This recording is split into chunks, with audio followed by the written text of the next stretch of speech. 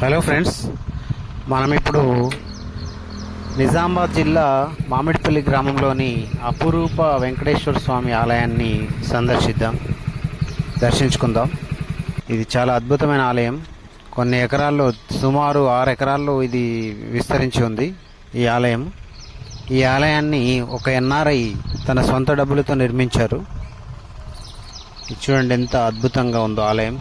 ఈ ప్రాంగణం అంతా సస్యశ్యామలంగా ఉంది.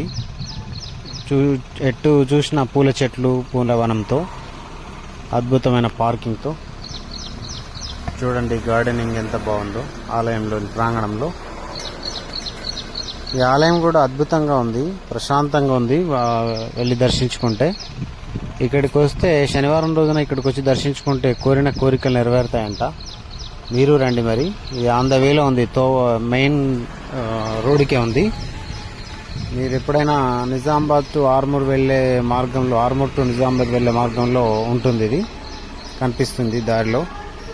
మీరు ఎప్పుడు వెళ్ళినా ఇక్కడ ఆగి మరీ దర్శించుకోండి.